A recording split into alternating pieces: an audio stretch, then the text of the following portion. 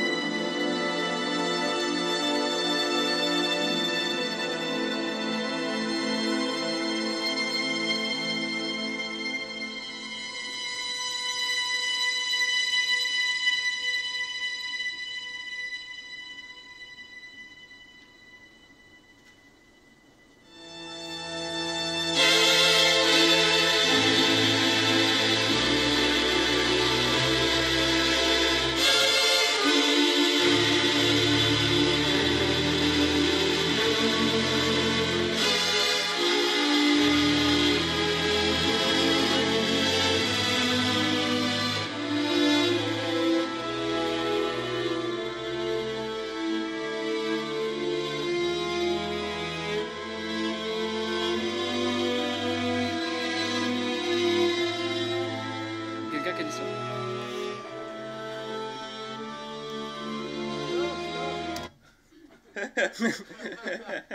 Alors voilà, moi je me lance en premier. J'aimerais que quelqu'un m'explique ce qu'est le poste de producteur délégué. Parce que moi j'ai l'image du producteur, c'est un type avec un chapeau de forme et un gros cigare qui palpe des liasses de pognon dans son bureau, mais peut-être que c'est pas ça. Alors je sais pas si Marc, tu peux nous expliquer. Cette allure-là.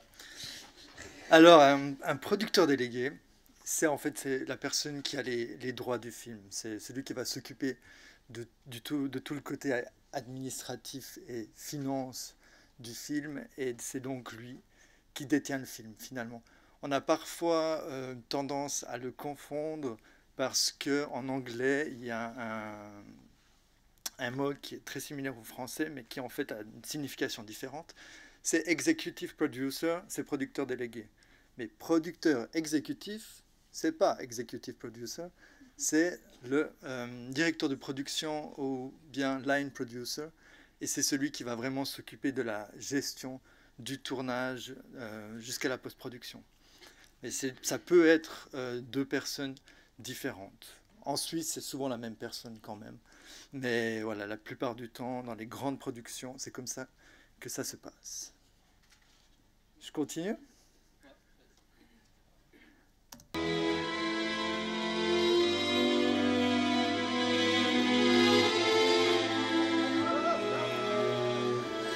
J'ai raté quelque chose?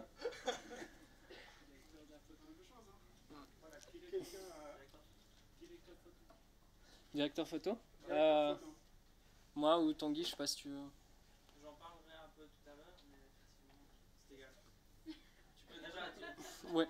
Le directeur de la photographie, c'est la personne qui est responsable de la photographie, donc de toute l'imagerie du film, celui qui va diriger l'équipe caméra, l'équipe lumière, et puis qui, tout au long de la production, de la pré-production jusqu'à la toute fin, va avoir un œil sur l'image, va développer aussi, en collaboration avec le réalisateur, un look et une esthétique. Voilà, grossièrement. Je sais pas si quelqu'un veut rajouter quelque chose. C'est bon? C'est un rôle clé dans la réalisation d'un film. Oui. On a parlé d'étalonnage. Mm-hmm. Voilà, dans quelle mesure leur rôle se différencie vu que l'étalonnage est du film. Alors c'est moi qui vais en parler après du coup, mais pour faire vite, l'étalonneur va vraiment avoir la main sur la matière brute en fait qui sort de la caméra, donc des fichiers, etc. Et il va régler, va balancer les couleurs lui-même. Et puis le directeur de la photographie, qui se dit aussi chef opérateur d'ailleurs en français, on dit aussi des fois cinématographeur en anglais, va plutôt vraiment donner une direction générale, alors que l'étalonneur est un petit peu plus technique. Pour rajouter le directeur photo, il a aussi, sauf erreur, il gère énormément tout ce qui est lumière. Donc tout le département lumière est aussi géré par le directeur photo, ce qui le différencie du chef opérateur qui lui est plutôt concentré sur le cadrage.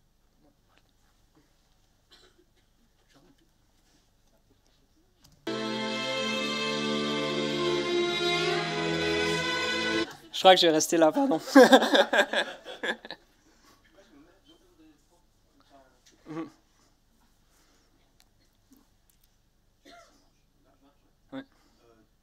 il y avait juste en dessus de chef costumière, il y avait directeur de production, donc c'était ce qu'on a dit avant, c'est ça? Oui, c'est le... Ouais. Donc ça c'est celui qui s'occupe du film, enfin du tournage surtout, c'est ça? Enfin de toute la partie film. Oui, exact. C'est celui qui va s'occuper de faire toute l'organisation, le planning, parfois même les contrats, vraiment toute la gestion du tournage, enfin du pré-tournage, pré-production jusqu'à la post-production. C'est lui qui va gérer tout le workflow. D'accord. Et il est dans la même, en fait, ça peut être la même boîte de production où il y a les deux producteurs. Ça, fils, non, pas etc., forcément. ou pas forcément. Pas forcément. Ça peut être vraiment surtout aux États-Unis, c'est encore différent parce que les financements sont rarement publics, mais le producteur délégué, c'est vraiment celui qui va amener les moyens financiers. Et lui, il peut engager un directeur de production totalement externe. Ça se fait aussi ici d'ailleurs. Donc ils ne sont pas du tout liés au niveau de la société de production. Continue. Je sais pas si. Ouais. Enfin, je vais- On peut s'arrêter à script. Ah, Est-ce que c'est une bonne situation?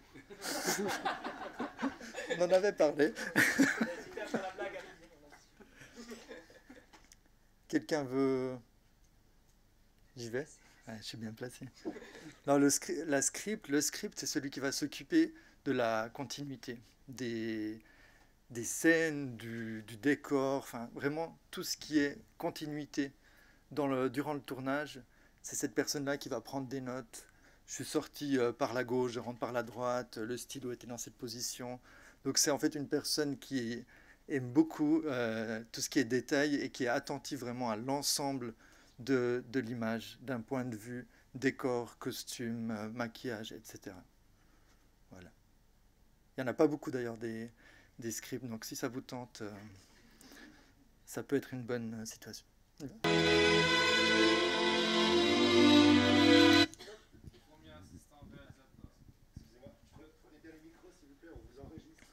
Premier assistant réalisateur. Quelqu'un veut se lancer? Moi? Alors, j'ai jamais fait, je crois que c'est le métier qui me fait le plus peur. C'est vraiment la personne qui stresse comme un malade sur le tournage, qui fait énormément de choses. Et ça commence en fait en amont. C'est la personne qui va faire un planning, un plan de tournage, qui va définir les plans à faire, les séquences, l'ordre dans lequel on le fait, et qui va vraiment mettre tout ça en ordre pour que le jour du tournage, on sache qu'est-ce qu'on doit faire. Et pendant le tournage, c'est la personne qui gère tous les départements. Donc c'est vraiment la personne qui est le lien. En général, c'est pas le réalisateur qui fait ça. C'est vraiment le premier assistant qui va être là pour faire le lien entre les différents départements, que ce sont département caméra, département son, département lumière, etc. Donc c'est vraiment une des personnes clés sur un tournage. Du coup, il y a un deuxième assistant aussi. Et du coup, il y a un deuxième assistant, souvent qui le seconde, qui s'occupe des figurants la plupart du temps aussi. Donc qui a un rôle très important quand il y a 200 et plus figurants. Donc voilà. Oui.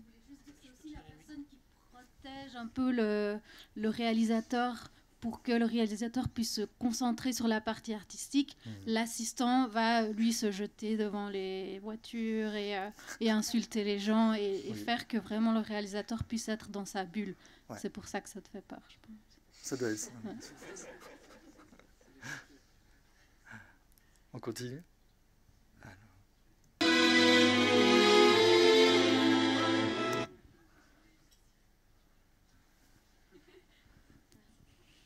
Répétitrice. Ouais, alors, ça, c'est la question piège.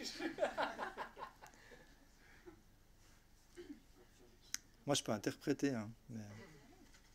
Oui, c'est pour les dialogues, sauf erreur. Ouais. C'est la personne qui va faire répéter les dialogues juste avant la scène. Ok, je profite comme j'ai le micro. Régisseur général. Alors ça, c'est la personne qui s'occupe de tout ce qui est logistique, demande d'autorisation de tournage sur place, les parkings, etc. C'est vraiment la personne qui, au point de vue logistique, s'occupe de tout. Du coup, j'enchaîne avec une question. C'est un faux ami, sauf erreur, en allemand, régie. Ah bah oui, Oui, effectivement. parce que ça m'a longtemps rendu très confus. Parce qu'on dit en allemand, le réalisateur, c'est Régie, en fait. Ouais, ouais.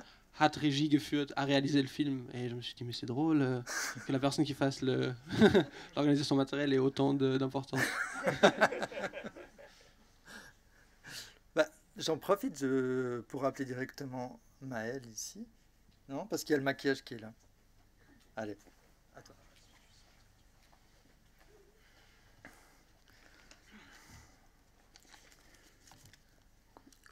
C'est bon, tout bon, parfait. Alors, j'ai préparé mon petit pougne. Donc bonjour, je me présente rapidement. Donc je m'appelle Maël Joran, je suis maquilleur, coiffeur professionnel dans le milieu de la production depuis déjà une dizaine d'années. Si je suis là aujourd'hui, en fait, c'est pour vous parler un petit peu de ce métier, en fait, qui est un métier un peu de l'ombre, que les gens connaissent peu.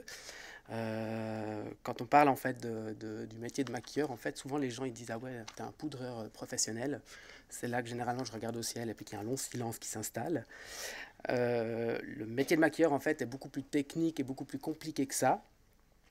Souvent dans le milieu de la production en fait on va plutôt parler en fait du secteur HMC, donc c'est la partie en fait où on va créer en fait tous les looks, les créations des personnages sur l'ensemble du tournage. Le HMC en fait c'est pour le coup ça représente en fait 3 corps de métier, donc ça représente en fait la partie habillage, maquillage et la coiffure. Généralement, le HMC sur une production en fait, va toujours s'organiser plus ou moins au même endroit pour faciliter en fait, la facilité en fait, de ces 3 corps de métier qui sont généralement toujours à travailler ensemble pour que justement la réalisation du film se fasse du mieux possible. Attendez, où j'en suis, je tourne mes feuilles.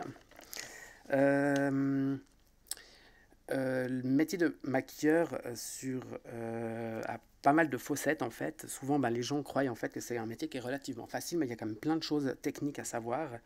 On peut effectivement travailler sur des maquillages qui sont ultra naturels, sur du HD pour qu'en fait on ne voie absolument pas que la personne a été maquillée. Par contre, on peut aussi très bien travailler sur des maquillages qui ont été beaucoup plus travaillés, beaucoup plus approfondis, parce qu'il faut tout simplement créer en fait un univers ou créer un look, ou tout simplement en fait créer quelque chose qui doit s'adapter à une époque bien précise. Sur un tournage de film, on peut très bien maquiller, je sais pas moi, pour un gala, pour une soirée, pour un mariage, et il y a encore 1000 autres possibilités. On va avoir généralement aussi une partie qui est assez importante, c'est la culture générale en fait du maquillage. Pour pas oublier justement si on doit s'adapter à des époques qui sont assez importantes, je trouve. Si on doit faire un année 80, pas se planter puis faire un année 60 ou un année 20. On va aussi avoir une petite partie en fait où on peut parler en fait de maquillage effets spéciaux, où là on va plutôt en fait réaliser en fait des blessures diverses, genre on peut très bien réaliser des petites coupures, on peut réaliser des impacts de balles, on pourra réaliser des cicatrices, des maladies, etc., etc. Enfin tout est possible en fait dans le maquillage, la diversité est très très longue. On aura aussi la partie qui est peut-être un tout petit peu moins cool, mais qui est assez intéressante aussi, c'est toute la partie en fait qui est beaucoup plus glauque et plus gore, c'est de créer par exemple des cadavres, ou de faire des grands brûlés, travailler des zombies, des noyés. Alors c'est vrai que quand on recherche en fait des images pour réaliser en fait ce genre de maquillage, on a des images qui nous restent en tête pendant pas mal de temps, mais c'est assez intéressant de creuser en fait de ce côté-là. Évidemment en fait quand on arrive en fait sur une production où on va devoir créer des looks, on va pas arriver le jour J et puis tout simplement en fait poser nos pinceaux et puis commencer à travailler. Ça se passe rarement comme ça. On va aussi faire des recherches en fait par rapport à des maquillages. Je vous ai préparé quelques petits exemples. Donc on a plusieurs exemples. Donc la première image que vous voyez en fait, on a l'impression qu'en fait c'est juste le coin de la bouche, mais en fait c'est une réalisation d'un masque en silicone avec du poil à poil pour donner l'impression en fait que c'est un visage. Donc là c'était pour en fait un cadavre. La deuxième image ce sera plutôt en fait un travail de perruquerie. Donc là on a plutôt travaillé en fait avec des coiffeuses qui avaient l'habitude d'implanter des cheveux.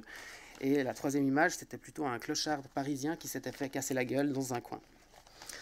On a des sujets qui sont multiples. J'ai aussi dû réaliser une espèce de fausse perruque pour un moine tibétain perdu, perché sur sa montagne. Donc, vous voyez, c'est vraiment très large et très varié, en fait. Quand on parle du maquillage, c'est pas juste un coup de poudre, ça va vraiment au-delà de ça. On va aussi faire tout un travail de recherche en fait pour arriver à des looks, à des créations ou à un univers. Comme je vous disais, on n'arrive pas le jour J, on pose nos pinceaux puis on commence à maquiller. Il y a toute une recherche qui est faite avant. On va généralement organiser en fait une lecture de script pour savoir exactement en fait les images. Il y aura toute la partie aussi où il y aura le suivi du maquillage, parce que malheureusement en fait sur un tournage, on ne tourne pas les scènes 1 à 10 à suivre, tout est mélangé. Donc des fois c'est un petit peu compliqué en fait de savoir, il faut avoir un suivi irréprochable pour que justement au montage tout se fasse parfaitement. On voit sur une des images en haut, il y a tout ce monde. Alors là, c'était en fait sur une série qu'on avait fait sur Genève, où là, c'était toute la figuration qu'il fallait également maquiller et préparer. Donc c'est quand même l'organisation, il faut être assez au taquet. On avait aussi... Alors là, c'est juste en fait une séquence d'un tournage. Est-ce que ça va marcher? Voilà, je vais juste baisser le son.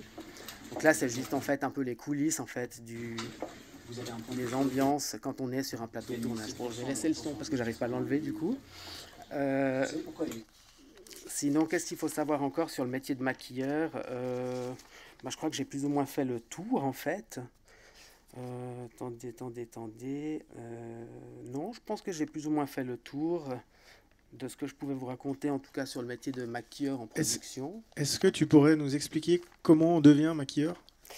Alors, moi, je suis tombé un peu comme un cheveu dans une soupe. À la base, je voulais faire de l'architecture. Je me suis vite rendu compte que pendant les premières années, j'allais faire des gaines d'ascenseur et puis des tuyaux, des canalisations, des choses pas très intéressantes. Et vu que je faisais du théâtre en parallèle, je m'intéressais beaucoup à ce qui se passait à l'arrière-scène. Et à l'arrière-scène, en fait, il y avait ce côté création, transformation que je trouvais assez intéressante.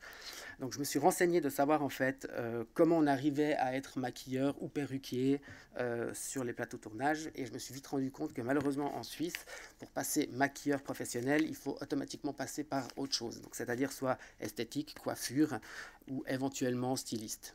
Il y a des écoles qui existent en Suisse mais qui ne sont pas forcément très poussées. Si on veut aller un petit peu plus loin dans les effets spéciaux, là il va falloir bouger, plutôt aller sur Paris, sur Strasbourg, ou alors idéalement pour les effets spéciaux, c'est vraiment les États-Unis où là ils sont vraiment à la pointe de ce qu'on peut faire au niveau réalisation, transformation. Merci beaucoup. Il y a peut-être une question? Oui. Et quel rapport avec les actrices, les acteurs et tout ça? Comment ça se passe? Alors, parce que vous passez du temps avec. Hein. Alors on passe beaucoup de temps avec, donc on a intérêt d'être sympa, parce que c'est nous qui vont donner le là sur tout le début de la journée, vu qu'en fait ils vont passer dans nos mains en tout premier. Généralement ça se passe assez bien. Je pense qu'il faut avoir un côté assez pédagogique et psychologique pour tout de suite capter en fait l'attention de la comédienne ou du comédien, savoir si elle veut parler, si elle veut plutôt rester tranquille. Et en fait il faut tout simplement s'adapter à la personne. Mais ça, je pense que quand on est dans le métier, on arrive à le faire assez facilement. Tout bon? Merci beaucoup. Merci bien. Voilà. Le générique va reprendre son cours.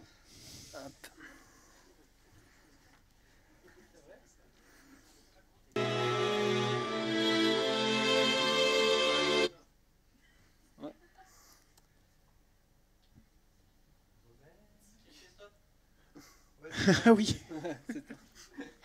C'est juste. Romaine. C'est pour le chef décoratrice. Je te remets du coup là. C'est où je...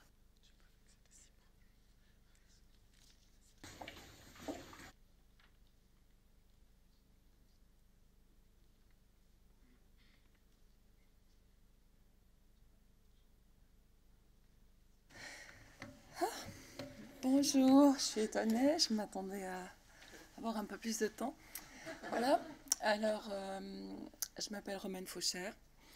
Alors voilà, moi je suis scénographe, je travaille, disons, principalement, essentiellement dans le milieu du théâtre, de l'opéra, et dans le milieu du film, et parfois de la muséographie.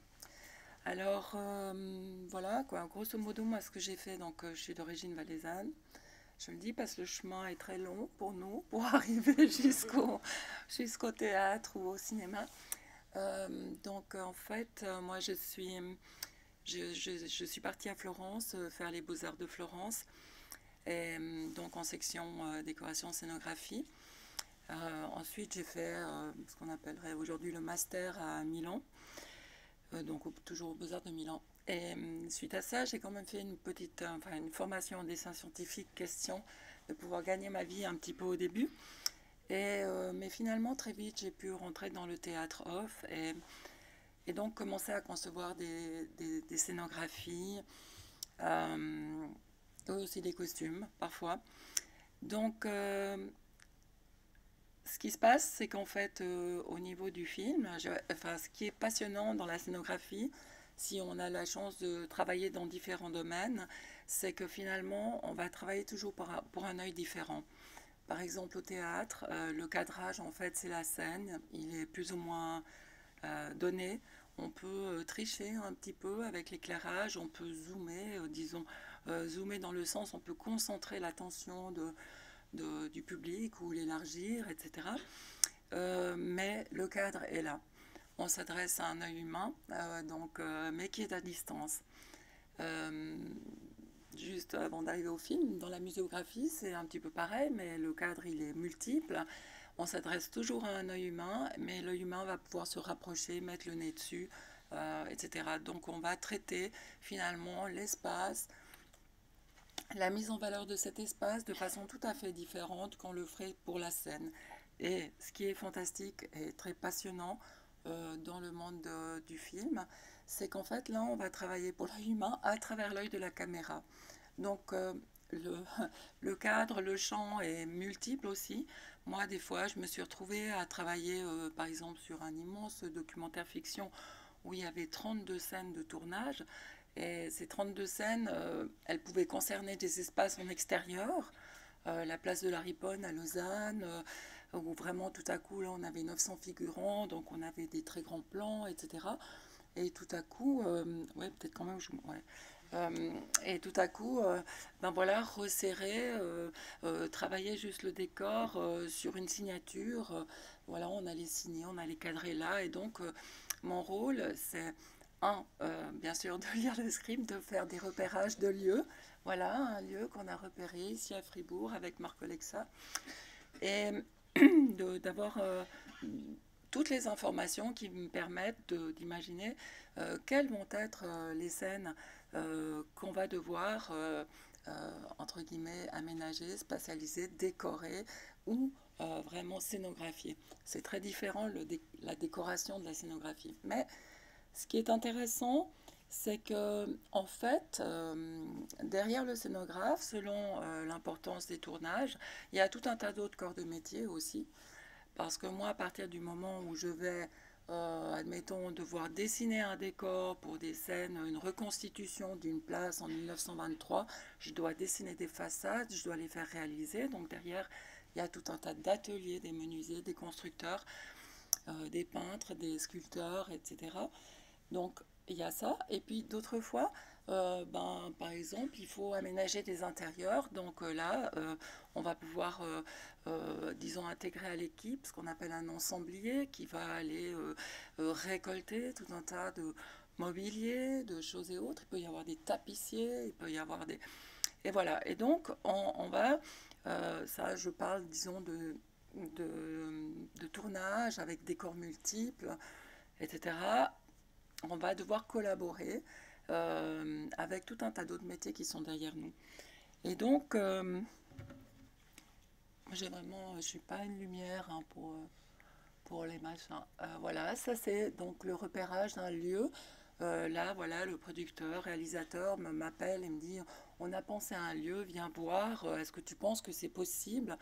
Voilà. Alors, voilà, ça c'est déjà une image dans ce lieu, une image du tournage. Qui est en partie ambientée par, disons, entre guillemets, scénographie ou aménagée par un peu de mobilier, par un peu d'éclairage, par, là, dans ce cas-là, c'était du mapping aussi. Et voilà, on va avancer étape par étape dans le script, quoi. Il y a peut-être une question déjà. Bien, je ne sais pas. Mais ce que je voudrais dire, c'est qu'en tout cas, c'est un métier passionnant parce que moi, à la base, je voulais faire de la peinture. Donc, je suis partie au Beaux-Arts pour ça. Mais je savais que j'avais envie d'avoir un champ d'expérience, un champ de partage avec les autres, un champ où je pouvais collaborer avec les autres et où je n'allais pas stresser toute seule dans mon coin. Et je dois dire que le métier du décor, comme en fait tous les métiers du spectacle ou du film, sont des métiers où on transpire sang et eau pour arriver finalement tous ensemble à soit la première du film, etc. Et disons que c'est une vie extrêmement intense, riche, émotionnellement, en expérience et en rencontres, et en inspiration aussi, bien sûr. Je vous montre une ou deux petites images. Encore. Ah oui, je les vois là. Oui, voilà. Oui, je n'ai pas l'habitude de faire ça. Voilà, alors là, par exemple, on voit que voilà, il faut créer une atmosphère, et effectivement, avec le chef opérateur, avec, etc., on va pouvoir aller aménager ce climat, parce que, bien sûr, pour moi, l'éclairage qui est utilisé dans le milieu du film n'est pas du tout le même que l'arsenal, le parc de lumière qu'on a à l'opéra ou au théâtre. Mais voilà, chacun apporte ses possibilités et nous inspire. Là, vous voyez, par exemple, voilà, c'est un lit, c'est une scène qui va être toute petite, parce qu'elle va être filmée de très près, donc on va juste voir une personne dans son lit malade, et puis on a cette lampe à côté. Donc vraiment, là, le niveau décor, il est resserré sur un plan portrait, pratiquement. En réalité, là, cette photo a été faite avec un peu de recul. Vous voyez que là où je suis en prenant la photo, je suis complètement hors champ, donc voilà. Il y a tout un tas de choses que le public ne verra jamais. Là aussi, voilà, c'est des ambiances où on va chercher à tailler l'espace par l'éclairage ou par l'aménagement.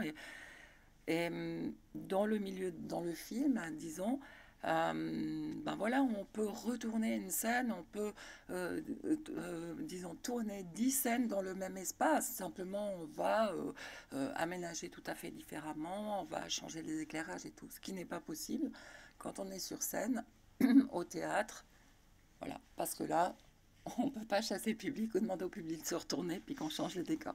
C'est vrai qu'on a le rideau entre les actes, mais quand même, on doit faire des choix. Là, par exemple, c'est une vue d'en haut. Alors, vous voyez, sur cette table, il y a un mélange d'accessoires, de mobilier, d'accessoires, et puis aussi du mapping. Donc, ça veut dire que, voilà, pour la script, il y a des jolies notes à prendre. Mais voilà, on essaye d'aménager, de travailler dans l'esthétique qui a en fait été pensée et décidée entre le chef-op, l'opérateur, enfin le réalisateur, et effectivement, comme a relevé quelqu'un, ici en français on dit le metteur en scène ou réalisateur, et non pas la régie. Donc voilà. Voilà. Je ne sais pas quoi vous dire. Merci.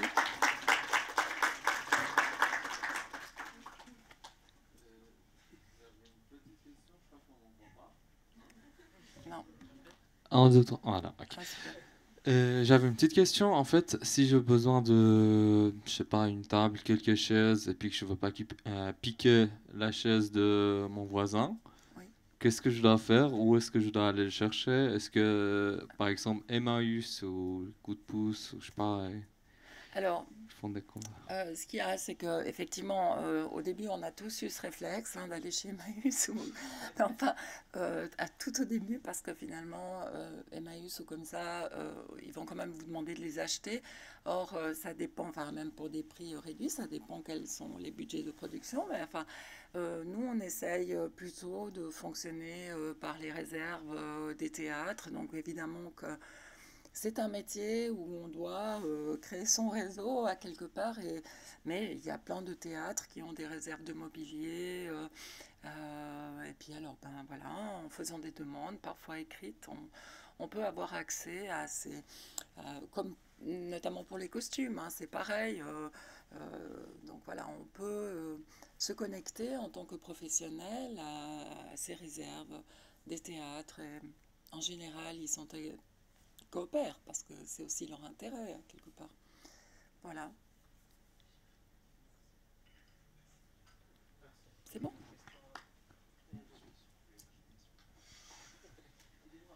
C'est pour moi aussi? On entend dans le micro, c'est bon, ouais. Oui. Avant, vous mentionniez justement le fait qu'on arrangeait souvent l'espace avec la lumière. Et tout à l'heure, on mentionnait le métier de chef opérateur. Du coup, est-ce que vous avez aussi une collaboration étroite avec cette personne-là dans un tournage? Absolument. Parce que, oui, moi, en fait, à chaque instant, quoi, on m'invite d'aller voir dans la caméra pour voir... mais d'abord, on me donne les informations. Il faut me dire quel est le climat qu'on veut. Et moi, bien sûr que je vais, disons, installer cet espace de façon à ce qu'on puisse ensuite aussi, avec la lumière et tout, ben voilà, amener une image dramatique ou... décrire les atmosphères. Donc, bien sûr... Ça se passe en collaboration étroite avec l'œil de la caméra, et puis c'est à travers l'œil de la caméra que moi je peux aussi corriger.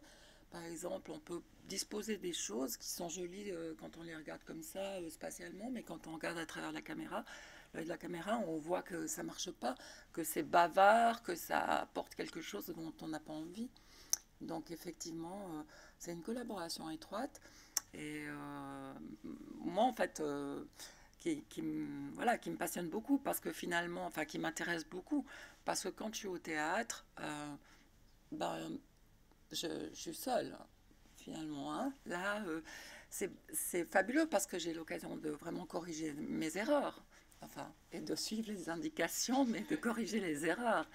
Et au théâtre, on n'a pas toujours cette possibilité-là, donc il faut vraiment être très très attentif, parce que c'est souvent des fois après la première qu'on peut voir qu'on s'est planté. Mais, enfin planté, il n'y a pas des grosses catastrophes, mais quand même, ça peut arriver. Bon. Peut-être encore une dernière question, mais rapidement, parce qu'il faut qu'on avance. Ouais. Et le temps nous est compté, malheureusement. Production, vous pouvez expliquer comment est-ce que vous présentez vos propositions? Est-ce que c'est des sortes de planches univers? Est-ce que vous utilisez des fois des simulations 3D ou des choses comme ça? Alors, effectivement, quand il y a vraiment de la scénographie construite, moi je fais toujours des modélisations 3D. Parce que finalement, ça peut être aussi une petite maquette, hein, si ça dépend un petit peu le temps que j'ai à disposition et tout, mais finalement, avec les modélisations 3D, j'ai l'habitude, donc je vais assez vite. Et puis, c'est un excellent moyen de communication. Les gens comprennent très vite avec la maquette, d'avoir la maquette là devant soi, c'est aussi très parlant, mais il faut déjà avoir l'habitude, il faut vraiment avoir l'habitude de regarder une maquette et de projeter dans la maquette l'action qu'on veut avoir. La modélisation 3D, moi, elle me permet de placer un œil n'importe où, et donc je peux faire une jolie petite démo élégante en disant, tu vois, puis ici on va voir comme ça, puis ici on va voir comme ça, alors qu'avec la maquette, il y a moins de versatilité, il y a moins de possibilités. Après, ça dépend de la production, parce que au théâtre, par exemple, oui, c'est maquette, modélisation 3D, plan, échantillonnage, tout. Ce que finalement on devrait aussi faire quand on fait aussi quand on construit pour le film. C'est toujours une question de densité et de budget, finalement. Très bien, merci beaucoup. Et voilà, passons à la suite. C'est bon, il est encore là.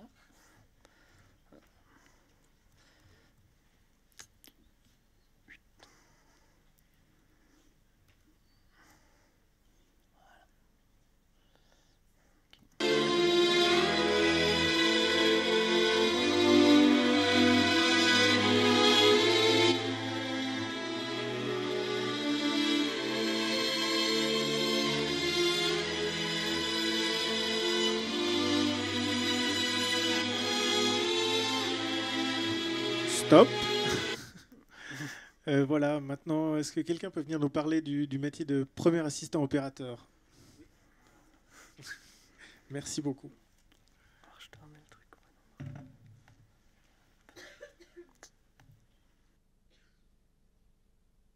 Top.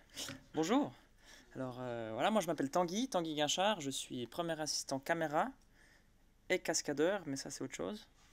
Et aujourd'hui, je vais vous parler du coup des métiers techniques de l'image au cinéma, donc celui de premier assistant caméra. De façon très schématisée, je vais vous expliquer comment ça fonctionne le générique d'un film. Non, voilà, on l'a vu tout à l'heure, hein, un film, il y a beaucoup de choses derrière, hein, il n'y a pas qu'un réalisateur après le film.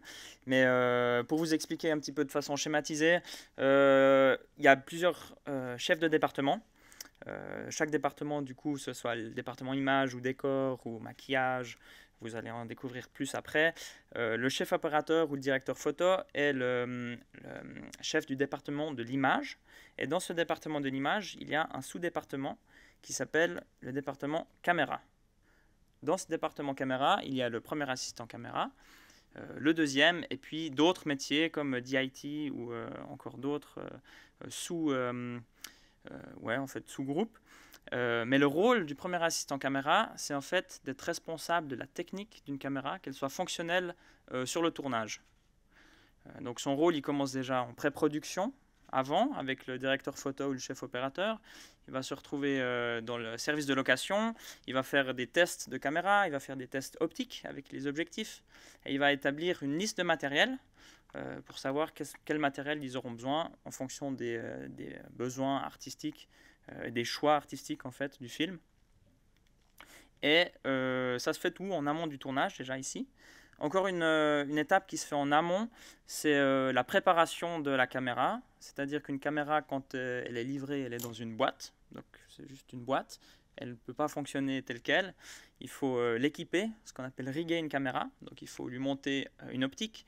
Il faut peut-être la monter sur une épaulière ou ajouter d'autres accessoires comme un retour vidéo pour le réalisateur, des autres petits écrans pour soit le chef opérateur, le cadreur ou aussi l'assistant caméra.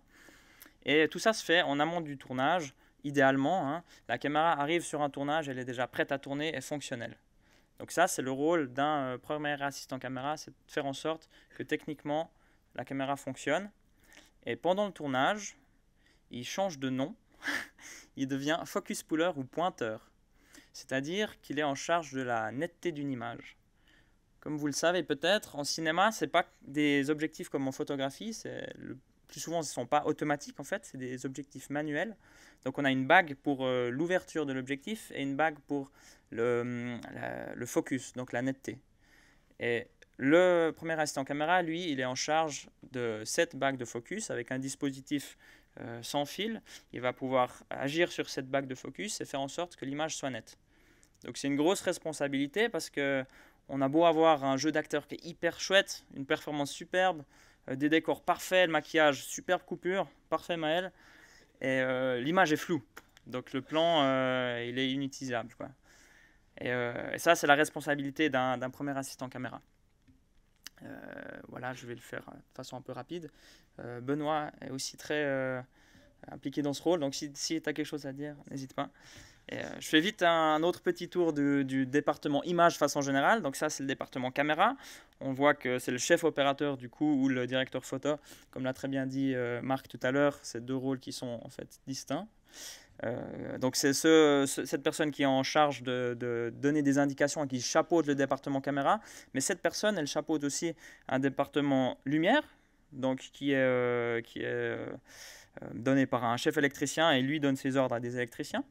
Ou encore un autre département qui serait les départements de machinerie, donc tout ce qui les façons de déplacer une caméra, qu'on doive la monter sur un steadicam, qu'on opère un drone, qu'on doive monter une grue, quoi que ce soit, ce sera le département de machinerie qui s'occuperait de ça.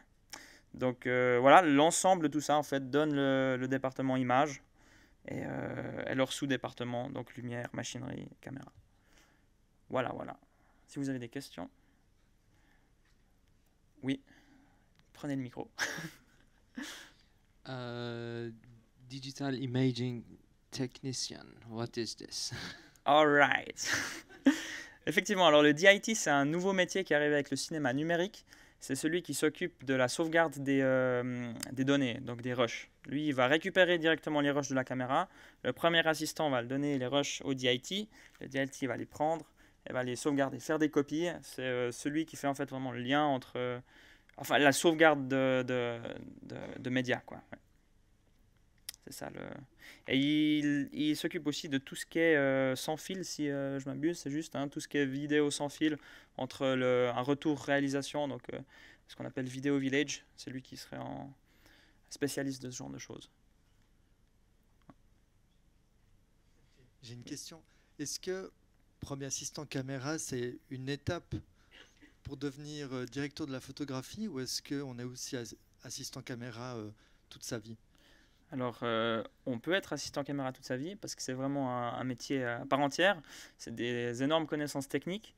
Et le premier assistant caméra, en fait, lui, il va être un, comment on peut dire, quelqu'un qui va donner sa technique au chef opérateur. Peut-être le chef opérateur, lui, il est plus spécialisé dans la lumière, enfin, le directeur photo, et il va demander toutes les indications techniques au technicien de caméra qui, lui, est le premier assistant caméra. Donc, s'il faut... il va lui demander, ce sera lui qui va changer les objectifs, ce sera lui qui va peut-être changer des codecs de caméra, ce sera de ce côté-là. Après, ça dépendra beaucoup du chef opérateur ou du directeur photo aussi.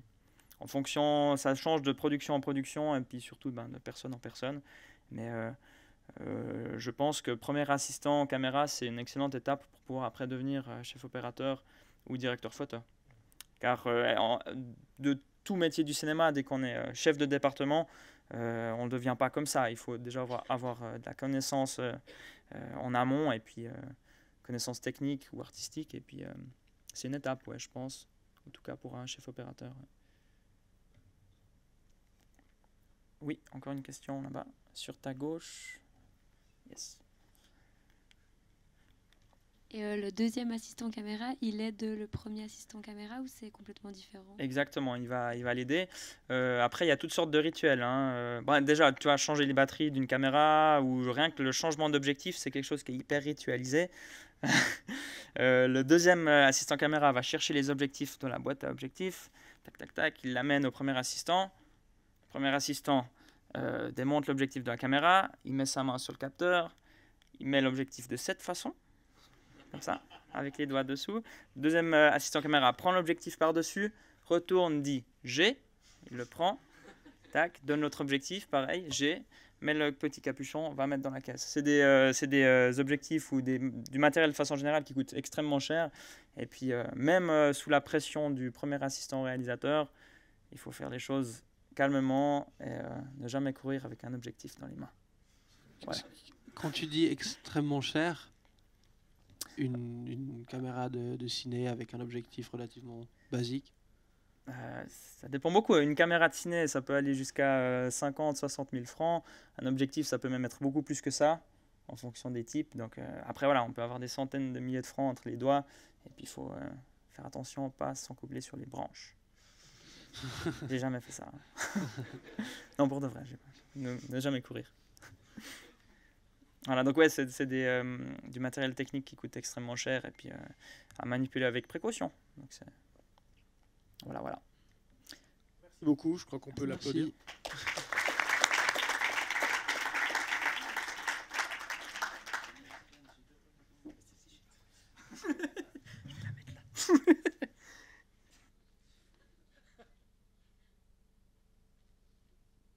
Alors, on va reprendre le générique.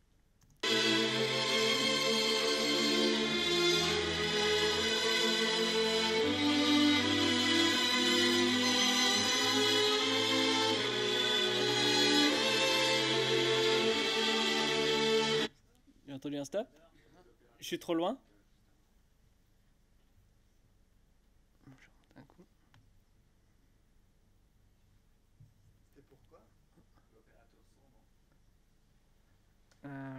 Parce qu'il est celui-là. Ah oui, l'opérateur. Allô. Donc ouais, effectivement, c'est bien que je vois en français parce que moi j'ai appris les termes en anglais. Donc comme a expliqué Tanguy, en fait, chaque département a un chef opérateur. Et évidemment, pour le son sur le tournage, il y a celui qui s'appelle le chef opérateur son. Donc concrètement, lui, ce n'est pas celui ou celle qui va tenir la perche, mais ça va être la personne qui sera derrière l'enregistreur, tout simplement, qui va écouter que tout se passe bien. Voilà, c'est le chef du département son. Moi j'avais la question chef électricien, chef électricienne. Oui, je peux répondre. C'est la personne qui sera en charge des lumières. On appelle ça aussi électricien aussi parce que ça change un peu maintenant avec vu qu'on commence à utiliser des lumières à LED, mais on a encore aussi beaucoup de grosses lumières à halogène qui peuvent pour certaines tirer entre 20 000 kW. Et du coup électricien parce qu'il faut quand même connaître un petit peu derrière, éviter de faire sauter les plombs de l'endroit où vous faites le tournage. Je peux.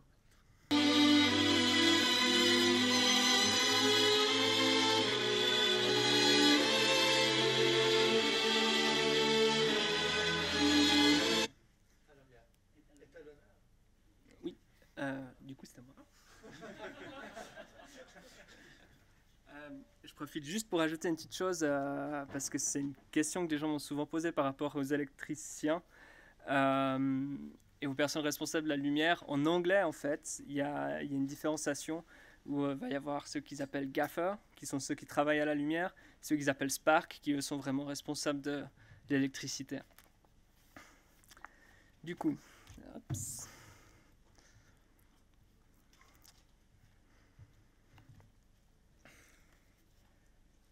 Donc, moi, je vais vous parler un petit peu de l'étalonnage. Donc, je me présente vite fait. Je m'appelle Benoît Dietrich. Je suis à Fribourg Film. J'ai été présenté, je crois, comme étalonneur et divers. Bon, on va dire que c'est plutôt divers et étalonneur. Je travaille beaucoup dans le département image, des fois en tant qu'assistant caméra et des fois aussi en tant que gaffeur. Étalonner les rushs, qu'est-ce que c'est? En fait, c'est simple, c'est équilibrer les couleurs et la lumière à travers tout le film. C'est-à-dire que si qu'on travaille en pellicule ou en numérique, on va avoir différentes sortes de couleurs et de lumière qui vont se mélanger tout au long du film. Puis on va des fois aussi travailler avec parfois des caméras différentes aussi ou avec des ambiances différentes ou des fois des lumières changeantes. Et le but, c'est vraiment d'uniformiser ça sur tout le film.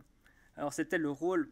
C'est un rôle en fait qui prend beaucoup d'importance ces dernières années, mais qui est en fait très ancien parce que concrètement en fait l'étalonneur existe depuis le travail sur pellicule. C'est lui qui recevait tous les rushs sur la pellicule et puis qui avait pour rôle justement avec les produits d'essayer d'équilibrer les choses.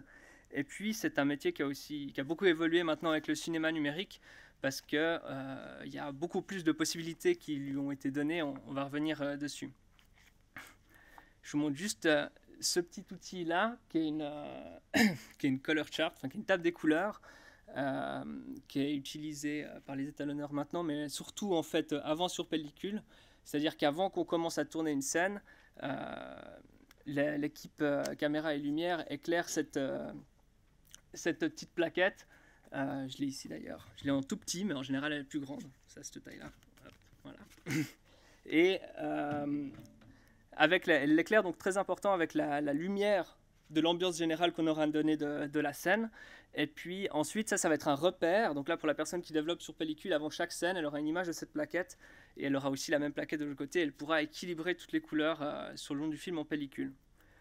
Et maintenant, en numérique, ça se fait plus beaucoup parce que justement, le rendu de l'image numérique nous a donné beaucoup plus de possibilités en ce qui concerne la modification des couleurs, des ambiances, etc. Alors, ça ne veut pas dire qu'il faut foirer une balance des blancs, mais on a un peu plus de possibilités de récupérer. Et il y a toujours du travail qui se fait un petit peu avec cette plaquette, mais c'est beaucoup plus facile que le travail de l'étalonneur à l'époque, c'est-à-dire qu'on l'insère dans le logiciel où on a la même chose que les plaquettes, on tire les petits carrés, et puis après, on retrouve l'ambiance qui était voulue pour le tournage. Maintenant, au niveau du travail, l'étalonneur arrive tout au bout dans la chaîne de production d'un film. Donc c'est-à-dire qu'il va arriver encore après le montage. Donc le monteur finit tout son travail, assemble les choses, et ensuite on va passer dans la deuxième partie de la post-production, où on va dire qu'on a ce qu'on appelle un picture locked, ça veut dire qu'on ne va plus bouger où est placé le son et où sont placées l'image sur le montage final.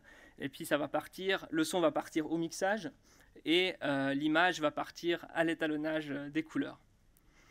Donc c'est aussi un rôle où on est souvent un petit peu des fois sous pression, parce qu'on est tout en bout de chaîne, et s'il y a eu du retard dans la production, on fait tampon au bout, quoi. Et Voilà. Donc, quand on travaille en numérique, on va recevoir une image qui est en fait très grise. L'image qui sort de la caméra, elle va ressembler, pour cet exemple-là, elle va être très plate, très fade. Pourquoi? Parce qu'en fait, dans cette image, chaque pixel a des informations de couleur supplémentaires. C'est comme quand on prend une photo en RAW.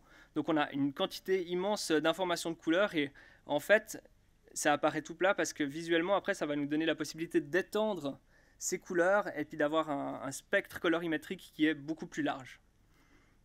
Il y a évidemment plein de détails et de données techniques sur la taille de ces différents spectres de couleurs. Je ne vais pas aller dessus parce que ça devient vite après très, très technique. Et donc une fois qu'on a cette image, on peut faire déjà appliquer ce qu'on appelle une table de lumière en français. On utilise surtout le terme LUT, qui est le terme qui vient de l'anglais, qui veut dire lookup table. Donc ça veut dire que ça va prendre toutes ces informations qu'on a dans l'image et puis ça va donner, ça va passer à travers une sorte de matrice qui va donner des couleurs un peu plus contrastées.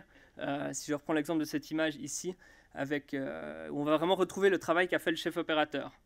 Et pour répondre un peu à la question qu'il y avait avant aussi au niveau de la collaboration avec le chef opérateur, il y en a qui vont se faire un étalonnage très simple, en fait juste un équilibrage.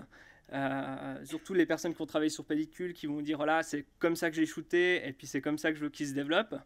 Et ce qui est une manière de faire qui marche très bien aussi. Puis l'autre manière aussi, il y en a d'autres qui, avec le réalisateur, après vont s'amuser à un peu plus jouer avec les lumières et puis à créer des perceptions différentes. Si je reprends cette image et puis que je lui ajoute une teinte un peu plus de bleu, on est tout de suite dans une ambiance un petit peu plus froide. Et puis je pourrais aussi l'assombrir et donner quelque chose de beaucoup plus dramatique que ce qu'on avait tout à l'heure. Ou alors, et ça c'est ce que les Américains font beaucoup pour cibler les lieux, c'est-à-dire jouer avec les températures de couleurs. Si vous regardez des séries américaines, c'est un très bon exemple. Si vous regardez quelque chose qui se passe à New York, ça va être très bleu, très argenté, très vif. Si vous regardez quelque chose qui se passe en Floride, ça va être comme ça. J'ai exprès grossi un peu les traits de la chose, j'ai rendu très orangé, mais ça va être aussi un marquage en fait, ça peut être un marquage de lieu. Alors, bien évidemment, et ça se voit très bien sur cette image, c'est pas ça qui va faire tout. L'étalonneur en fait est un rôle de plus dans cette multiplicité de différents travaux et de différents artisans qui travaillent sur le cinéma. Moi personnellement, c'est ça que j'adore aussi, c'est aussi pour ça que je suis assez polyvalent, c'est que c'est vraiment voir toutes ces compétences qui se mettent ensemble pour créer une seule chose. Mais une compétence ne peut pas sauver toutes les autres. C'est-à-dire qu'on ne peut pas récupérer tout un film avec l'étalonnage. Typique sur cette image, j'aurais bien de la peine à vous faire croire que c'est en été, étant donné que le personnage principal porte une grosse veste. Voilà. Ouais, je crois que j'ai tout dit. Ouais. Oui, et malheureusement, je suis un peu le mauvais rôle, mais je dois faire avancer la machine. Parce que mais je crois que j'ai fait le tour, en fait, à moins que vous ayez des questions à... Peut-être on aura encore du temps pour les questions tout à la fin. Ok. Alors gardez-les dans vos têtes et puis vous pourrez les poser à ce moment-là. Et Thomas, je te laisse la parole pour venir parler de sound design. C'est bon ? Ouais, c'est bon. Ouais, comme d'habitude, il n'y a jamais le temps et puis jamais le budget pour le son, c'est ce qui arrive en dernier. Donc voilà. Donc moi, mon métier, je fais beaucoup de choses dans la post-production audio, mais un des trucs où je m'amuse le plus, c'est le bruitage. Donc le bruitage, c'est quoi? En fait, l'idée, quand vous regardez un film ou un documentaire, 99% des sons, des interactions du personnage avec leur environnement a été réenregistré. Typiquement, le son des pas, les vêtements, quand la personne tape sur son écran ou tape sur son téléphone, tout ça, ça a été enregistré. Donc là, je vais vous montrer juste un extrait d'un documentaire sur lequel j'ai travaillé. Il s'agit des sages-femmes en Suisse. Et donc ça, c'est la première scène principale. Ah ouais, voilà.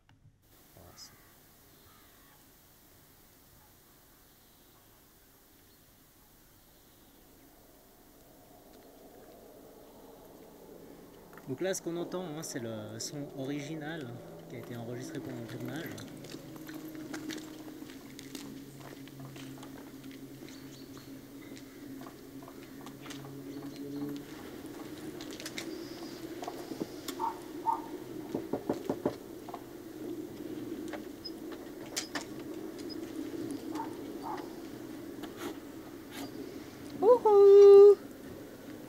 Voilà, donc là le problème, comme peut-être vous avez entendu, Au niveau narratif, on n'est pas dans les Alpes, hein, on est au-dessous d'un aéroport.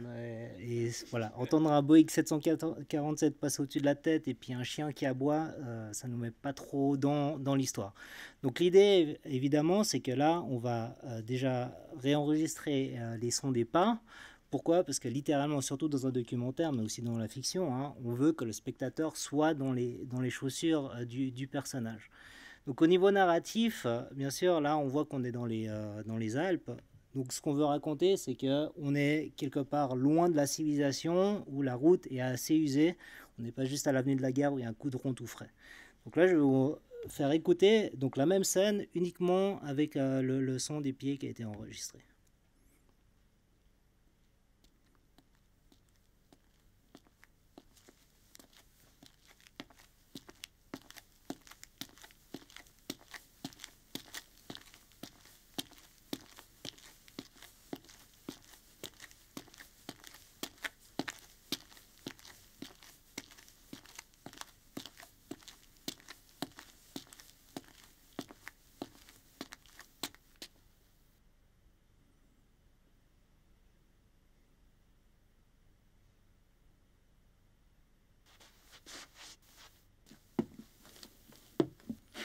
Voilà.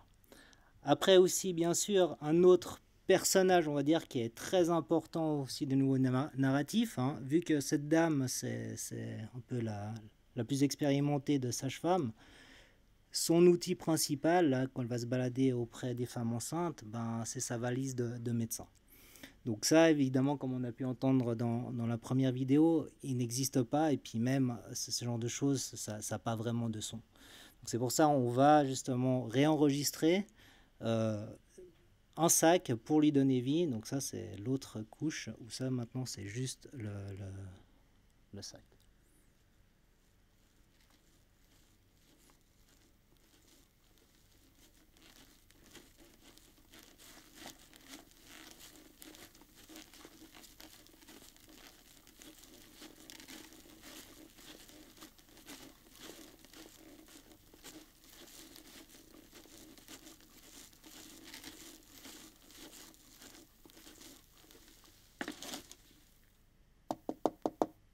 C'est pas le sac, mais...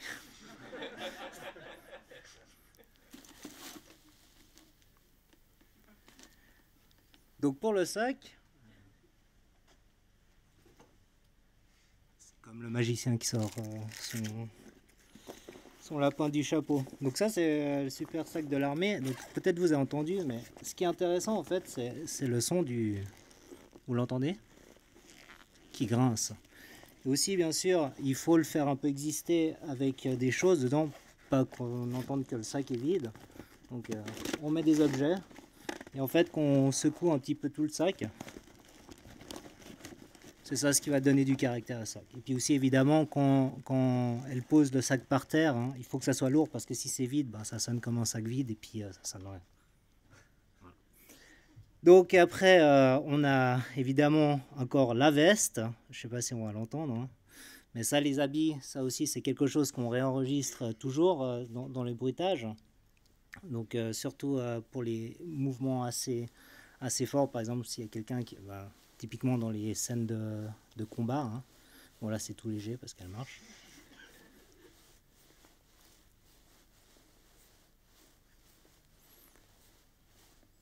Ouais, en fait, on n'entend presque pas là.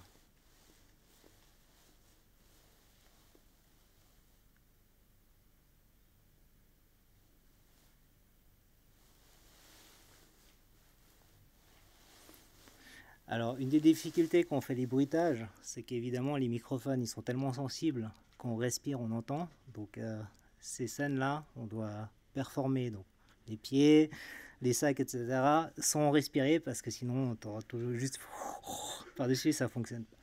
Donc après, quand on met tout ça ensemble, hein, donc les pieds, le sac, les vêtements, et puis bien sûr les ambiances, bah, ça nous donne ce qu'on retrouve au final dans le film.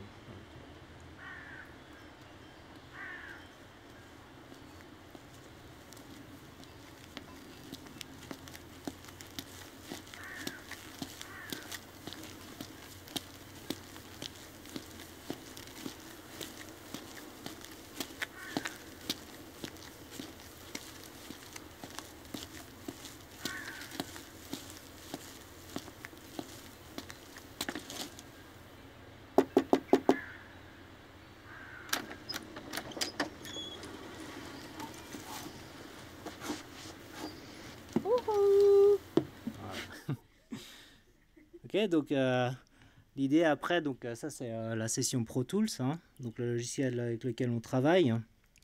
En rouge, c'est les pieds tout simplement. Ici, ce qui est en jaune, c'est le sac. Et en bas, la veste. Et puis ici, je ne sais pas si on voit bien, mais les petits bouts là, ça c'est justement quand elle tape contre la porte. Alors, on peut se poser la question, mais pourquoi est-ce que tu as refait le son de la porte alors qu'on l'entend pendant la prise réelle? Tout simplement, moi j'ai grandi dans une vieille maison aussi, un peu en bois avec ces genres de portes, mais pour moi ça sonne pas comme ça, une vieille porte.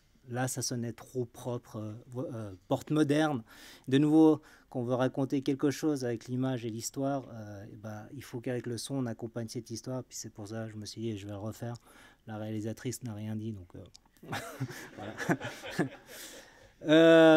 Aussi, je vais vous montrer un peu à quoi ça ressemble. Donc ça, c'est dans mon studio, hein.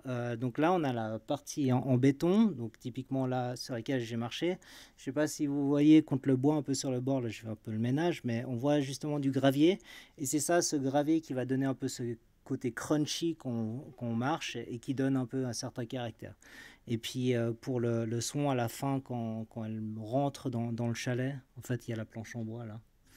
C'est ça. Et puis ça fait aussi office de bande d'église. Donc, voilà. Et puis, dernière photo, et puis après je laisse la place au prochain. Donc ça, c'est la forêt.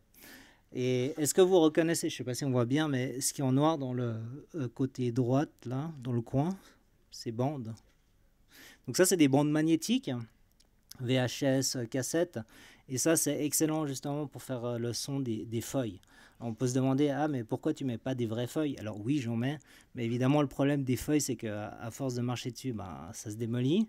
Et là, au moins le VHS, ça, on peut réutiliser tout le temps et puis ça survit. Voilà. Merci. Merci beaucoup. Est-ce que je peux demander à Jean de venir nous parler de la cantine?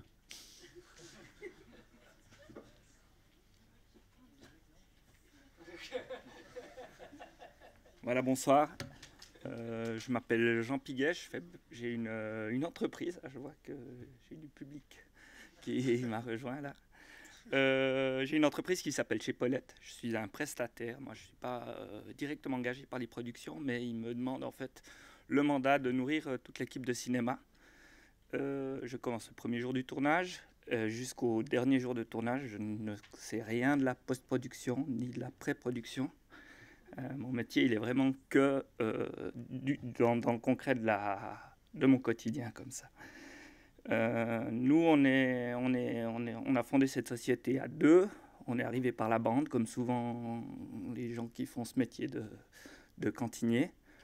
On nous a demandé de faire à manger une fois pour un film, ça nous a plu. Et puis tout à coup, on a remarqué qu'il fallait s'équiper, puis plus s'équiper, puis plus s'équiper. Et puis maintenant, on a 2 camions, une remorque frigorifique, des tentes, des bancs, des tables, des lampes, des chauffages. Et on trimballe tout le temps ça avec nous, tous les jours. En général, on s'installe tout proche du décor. Ça nous arrive parfois de nous déplacer 5 fois dans la semaine. Des fois, ça nous arrive de rester sur un décor fixe pendant plusieurs jours. Si on est en ville, on a les contraintes de la ville, c'est-à-dire les gens qui viennent nous demander si on vend des kebabs, si on a une sandwicherie, qu'est-ce qu'on fait là, est-ce qu'on a une autorisation. Si on est en race campagne, on a plutôt des problèmes d'arrivée d'eau, d'électricité, d'écoulement, et parfois aussi de paysans mécontents parce qu'on occupe leur champ. Donc on a vraiment la chance de ce métier, c'est que contrairement à la plupart des métiers de l'hôtellerie, on a un paysage qui bouge beaucoup, quoi. En général, en cuisine, on voit toujours un peu le même décor. Et là, on a la possibilité vraiment de cuisiner dans des endroits formidables ou détestables. Mais c'est aussi ça qui nous fait plaisir. On se plaint toujours qu'on doit déménager, qu'on nous fait déménager tout le temps. Puis quand on reste plus de 3-4 jours au même endroit, on commence à se lasser. Puis on dit, ah non, on n'a pas fait ce métier-là pour rester toujours au même endroit, quoi. Voilà. Et je pense que moi, ce qui me plaît le plus dans mon métier, bon, j'ai pas de photos parce que, de nouveau, il n'y a pas grand-chose à voir, il y a plutôt à manger, quoi. Ce que j'aime le plus dans mon métier, c'est que je pense, le meilleur observateur du plateau. C'est-à-dire, en général, le premier jour, je peux déjà dire qui est le DIT. C'est le plus facile à trouver. toujours un peu bizarre. La script aussi, elle est facile à découvrir. Et en fait, au 3e jour, on sait déjà sans demander qui fait quoi. Et les gens, eux, ils savent aussi ce que je fais, donc ils m'apprécient en général plutôt. J'ai eu des bons rapports avec mes camarades. Et qu'est-ce que je dois encore rajouter avec ça? Oui, peut-être c'est ça que j'aime aussi, c'est que dans les métiers d'hôtellerie, de nouveau, je le pratique aussi encore de temps en temps. On rêve d'avoir une clientèle variée. On dit tout le temps, ah ouais, non, mais moi, je veux pas avoir qu'un seul genre de clients. Je veux des vieux, des jeunes, je veux des ouvriers, je veux des intellos. Alors nous, avec ce métier-là, on a vraiment tout le monde. On a une clientèle captive, donc ils n'ont pas le choix, ils viennent. Après, on a tous les corps de métier, on a les maquilleurs, maquilleuses, mais on a aussi les machinaux. Et là, il faut réussir à trouver le plat où les deux s'entendent. Je m'excuse pour les clichés, mais il y a quand même quelque chose à dire, quoi. Et après, on a de toute façon encore les comédiens, donc ça, on n'a vraiment pas le temps de parler des comédiens. Je pense que mes collègues le savent aussi. Et après, on a la figuration. Alors, la figuration, il y a tout. Mais cette fois, il y a vraiment tout, quoi. Il y a des pompiers, des policiers, des faux pompiers, des vrais policiers. Enfin, alors du coup, là, on a aussi un panel incroyable. Et je crois que c'est ça que j'aime le plus dans ce métier, en fait, quoi. Et parfois, justement, je regarde la tente qui est pleine avec de la figuration. Il y a les pompiers, les policiers, les comédiens, les techniciens qui ignorent tout le monde parce que tout ce qui compte, c'est qu'ils aient la paix pendant leur pause. Et tous ces gens-là, la seule chose qui les intéresse vraiment, c'est ce qu'il y a dans l'assiette, que ce soit servi à l'heure, que la coupure, elle soit respectée et surtout qu'ils puissent fumer encore 1-2 clopes après mon repas. Donc, je dois aussi suivre cette cadence-là. Voilà, je crois. Merci beaucoup.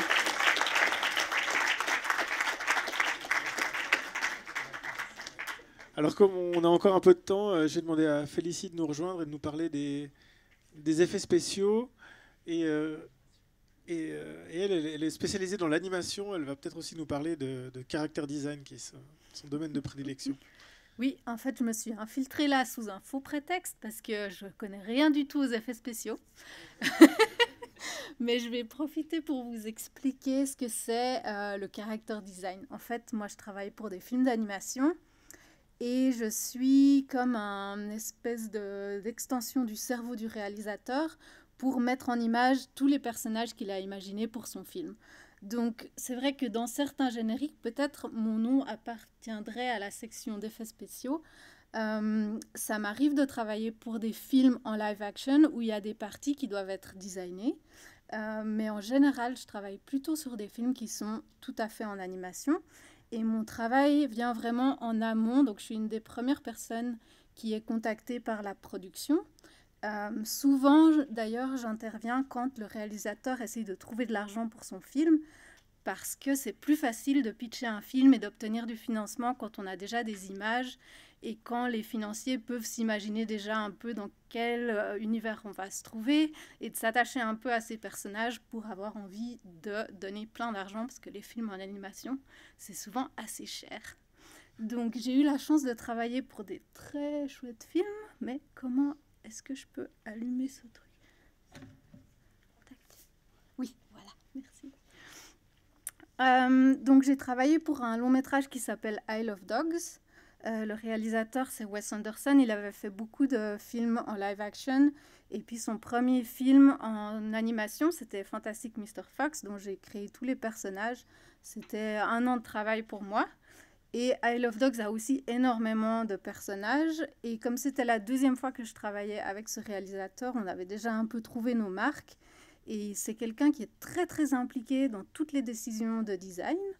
Et il aimait bien mettre la main à la pâte. Donc, quand je démarre sur un personnage, j'ai les références du scénario. Donc là, un très méchant sushi master qui va faire des sushis empoisonnés. Je reçois, suivant le réalisateur, des références. Donc ici, Wes Anderson avait été manger des sushis à Paris dans un très bon restaurant. Et il s'est dit, tiens, je vais prendre ce monsieur qui fait des sushis pour en faire un des vilains de mon film. Donc je reçois la photo du monsieur. Après, moi, je suis très sensible aux vêtements. Je trouve qu'il y a une grosse partie des personnages qui s'expriment par ce qu'ils portent. Donc là, j'avais trouvé des références, vu qu'on est dans la culture japonaise, j'avais un peu regardé des tissus. Et puis comme il y avait ce beau tissu avec des poissons, je me suis dit c'est chouette d'avoir quelqu'un qui travaille avec des poissons, qui est habillé avec des poissons. Et puis ensuite, il y a toute une partie aussi de mood board qui s'échange entre le réalisateur et moi. Et on avait un peu cette idée d'apporter un peu des masques de No ou de Kabuki aussi dans le film. Donc voilà, ça c'est les références qui m'inspirent. Et puis j'aime bien faire d'abord un peu une pêche assez large. Et proposer plusieurs idées aux réalisateurs. Là, il s'agit en fait d'un personnage secondaire qu'on voit peu. Donc j'ai pas fait énormément de recherches, mais cette phase de rechercher un peu dans quelle physicalité, dans quel trait du visage on se situe, pour les personnages principaux, ça peut prendre des semaines en fait. Ensuite, voilà ce que Wes faisait avec moi. Il prenait son application Aperçu sur son ordinateur et il faisait un espèce de collage et il me renvoyait ça. Et là, il fallait être très proche de ce qu'il avait décrit, parce que c'est quelqu'un qui est un peu méticuleux. Et puis après, il y a une partie qui est très chouette où on peut mettre le personnage en couleur. Suivant les projets, on n'a pas forcément le temps de faire ça, mais là, ça apportait aussi un peu au personnage de lui donner un teint verdâtre. Donc voilà, ça c'est un peu comment on travaille. Et puis ensuite, on met tous les personnages qu'on a sur un line-up pour voir un peu comment ils se situent les uns par rapport aux autres. Donc là, voici quelques-uns de ces chouettes personnages. Ce que j'aime beaucoup dans mon métier, en fait, c'est que moi, j'apporte cette première graine de personnage. Et puis après, il y a plein de gens qui ont des compétences extrêmement pointues qui se réunissent pour en fabriquer une marionnette. Il y a vraiment des personnes qui sont spécialisées dans faire des petits patrons de vêtements pour des marionnettes qui sont parfois petites comme ça, aller trouver le tissu qui va donner bien une fois qu'on filme cette petite marionnette en 4K et qu'elle va être projetée sur un grand écran. Il y a des personnes qui implantent les poils de perruque un à un. Pour ce personnage, par exemple, Tracy, elle avait des points de rousseur sur tout son visage. Et en fait, dans cette technique d'animation, les expressions du visage du personnage sont chaque fois des petits masques qui sont imprimés. Et donc, il y a une personne qui a dû peindre les petits points de rousseur exactement pareil sur tous les masques d'expression du visage. Il devait y en avoir une 50aine pour qu'elle puisse tirer la langue, faire des grands sourires, pour que quand elle soit filmée et qu'elle passe d'une expression à l'autre, les points de rousseur ne bougent pas d'un millimètre. Donc, il y a des personnes qui sont tout à fait cinglées dans ce domaine. Et on est tous hyper contents de travailler avec un réalisateur, par exemple, comme Wes Anderson, qui est très sensible aux détails. Donc, on peut vraiment s'en donner à cœur joie. Après, je travaille pour des situations assez différentes. J'ai créé des personnages, par exemple, pour une série d'animation. La première image, c'est un très gentil Yeti qui lit des histoires. Et là, en fait, c'est une marionnette qui a été fabriquée comme un costume. Et il y a 2 personnes à l'intérieur pour que le Yeti puisse tourner les pages et bouger la bouche.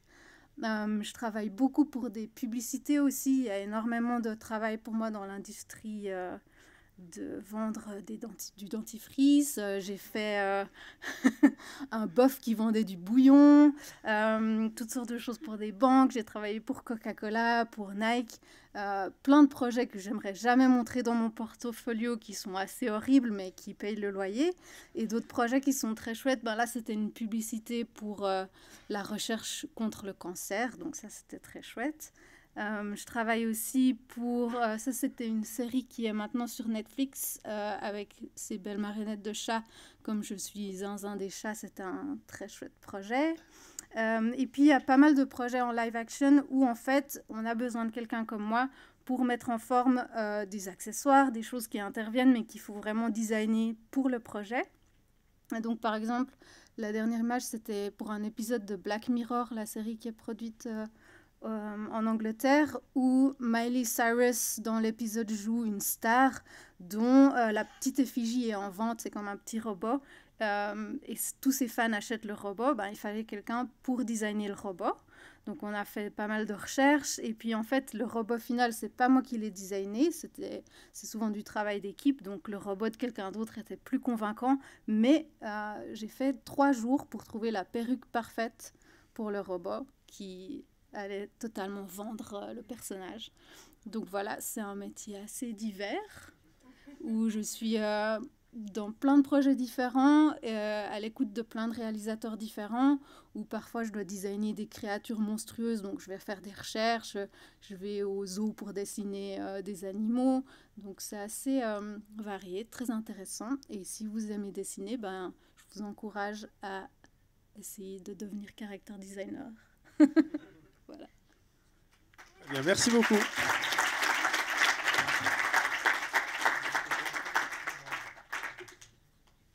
D'accord. Très bien, alors voilà, cet atelier, cette discussion touche plus ou moins à sa fin. Merci à tous d'être venus et je vais laisser le mot de la fin à Marc. Merci. Merci à tous d'être venus et d'être restés. J'espère que c'était inspirant pour vous. J'aimerais juste finir en invitant Marie-Clay, qui est la secrétaire générale de l'AROPA, c'est l'association des producteurs romans, pour nous parler d'une votation qui aura bientôt lieu et qui est primordiale aussi pour pouvoir continuer à faire tous ces beaux métiers. Donc Marie, à toi. Merci. Je vais faire vite, vu que vous avez déjà eu beaucoup de patience. Donc effectivement, je suis venue vous parler de la nouvelle loi sur le cinéma, qui sera votée le 15 mai prochain, qui sera une loi un peu déterminante pour l'avenir du cinéma. La Lex Netflix, c'est quoi? Très rapidement, on parle d'une extension d'obligation de réinvestissement pour les plateformes et pour tous les diffuseurs en fait, de films et de séries en Suisse. Pourquoi on parle d'extension? Parce que depuis déjà pas mal d'années, la télévision suisse, entre autres, a l'obligation de réinvestir dans l'audiovisuel suisse pour qu'on continue à produire du contenu. En gros, le principe, c'est que du moment que vous réalisez des produits en diffusant des films ou des séries en Suisse, eh ben, vous avez l'obligation d'aider à produire du nouveau contenu pour que la chaîne ne s'arrête pas et que notre audiovisuel survive. Voilà. Donc pourquoi on parle d'adaptation maintenant et d'extension? Parce que, je pense que vous l'avez remarqué, les usages ont un peu changé ces dernières années et il y a eu l'arrivée des plateformes, ce qui change pas mal la donne. Et l'idée, c'est que maintenant on mette un peu tous les diffuseurs dans le même panier et que tout le monde joue le jeu en réinvestissant dans l'audiovisuel. Je fais très vite, j'essaye. Tac. Peut-être rapidement aussi, c'est pas une invention suisse ou une lubie suisse, cette idée de réinvestissement. On a entouré de pays qui le font déjà. Nous, on a fixé le chiffre de 4% parce que c'était le chiffre sur lequel étaient les télévisions jusqu'à présent. Mais nos voisins, par exemple la France, elle a une obligation de réinvestissement à 26%, l'Italie à 20% et l'Espagne à 5%. Si je vous parle de ça, c'est parce que dans tous ces pays qui les ont déjà mis en place, il y a les résultats qui sont sortis en fait, de cette dynamique, ils sont très positifs. Pour parler de Netflix notamment, il y a un certain nombre de séries que vous regardez peut-être, qui sont en fait les fruits de ces obligations de réinvestissement. On peut penser à Casa del Papel, Lupin, Dark, Squid Game, c'est tout des séries en fait dans des pays où il y a ces obligations de réinvestissement. Du coup voilà, c'est un peu autour de la Suisse parce que c'est pas tellement qu'on manque d'histoire ou de lieux de tournage ou d'idées ou de talent, c'est que il faut des fonds parce que faire notamment des séries ça coûte cher. En Suisse romande, en moyenne une série c'est 4 à 5 millions, mais c'est petit au niveau mondial, mais reste que ça coûte très cher. Donc voilà, je vais faire du bruit en tournant mes feuilles, pardon pour la technique. Du coup, pourquoi c'est aussi important pour vous et pourquoi on vous en parle? C'est que si l'une des merveilleuses personnes qui vous ont expliqué leur métier tout à l'heure a réussi à vous convaincre, très basiquement et de manière terre à terre, c'est de l'emploi. C'est que vous allez incarner en fait la relève de la branche et puis que pour travailler, il faut des projets. Et plus il y a de grands projets, de grands tournages, plus vous allez travailler. Ensuite, histoire de ne pas trop se centrer sur vous et vos potentielles carrières, disons que même en tant que spectateur ou citoyen, citoyenne suisse, c'est installer une nouvelle dynamique avec les plateformes, ça permet aussi de créer un peu différemment, de raconter des histoires différentes. Je ne sais pas à quel point vous regardez du contenu suisse jusqu'à présent, mais la RTS, qui a cette obligation, elle crée aussi du contenu pour les gens qui regardent la RTS. Vous qui, j'imagine pour la plupart, vu que vous êtes assez jeunes, regardez probablement les plateformes, et c'est l'occasion, on crée une dynamique de création aussi avec ces plateformes, d'avoir du contenu suisse, fait potentiellement par vous, mais aussi pour vous, en reconnaissant vos rues, vos lieux, vos amis, voilà, mais fait par ces plateformes. Donc aussi, il y a une autre sauce, une autre manière de créer et de raconter des histoires. D'autant que c'est plutôt chouette de découvrir un peu à l'international, que des séries faites par nous et en Suisse voyagent à l'international, et puis tout d'un coup on fasse le buzz comme un certain nombre de productions qui ont voyagé jusqu'à nous. Tac, je sucré tout ça. Et voilà. Rien. Non, et en vrai, c'est super important, mais c'est pas gagné. Et t'as une question? Non, j'avais juste quelque chose que tu n'as pas mentionné et que souvent on m'a dit, parce que moi c'est vrai qu'en Suisse je trouve pas vraiment beaucoup de travail dans mon domaine et je travaille très souvent pour Netflix, donc tout à fait tout ce qui va passer. Donc j'en parle autour de moi et souvent les gens me disent ah mais le prix va augmenter et je pense que ça c'est absolument faux. Oui, tout à fait. Je suis pas revenue sur toutes les fausses informations qui circulent, mais effectivement une d'elles c'est le prix de votre abonnement. Alors soyez sereins et sereines, dans tous les pays qui ont instauré des obligations similaires, ça n'a pas bougé, ça n'a rien à voir. Si c'est très cher chez nous, c'est que, paraît-il qu'on a un énorme pouvoir d'achat. Et voilà, vous faites les frais de ça, je suis navrée, mais ce n'est pas lié à la possible obligation de réinvestissement. D'autant plus que Netflix n'a pas besoin de cette loi pour augmenter les tarifs. C'est ça, il l'a fait à plusieurs reprises lors des derniers mois, dernières années, et voilà, sans obligation d'investir. Je profite aussi pour dire d'ailleurs que Netflix n'est pas du tout opposé à ce projet de réinvestissement. Netflix est déjà en train d'amorcer des collaborations avec la Suisse. En soi, c'est une dynamique qui est en place. C'est juste une manière de garantir, vu que tous les pays voisins, obligent les plateformes à lancer ces dynamiques. Si on est le seul pays là au milieu qui ne le fait pas, entre deux projets, il y a fort à supposer qu'ils vont profiter, préférer celui de nos voisins plutôt que le nôtre. Et puis c'est juste pour s'assurer de ça. Bref, c'est très important que vous aimiez le cinéma ou que vous vouliez y travailler. On a besoin volontiers d'un maximum de coups de pouce, ne serait-ce que si vous pouvez nous suivre sur les réseaux sociaux, ça serait déjà génial. Si vous pouvez vous énerver avec nos adversaires, ou commenter, ou poser vos questions, ce serait encore plus super. Et rien. Je crois qu'en gros, si vous pouvez en parler autour de vous et voter ou encourager à voter oui le 15 mai à la loi sur le cinéma, j'en perds ma voix d'émotion, ce serait super. Merci beaucoup. Merci.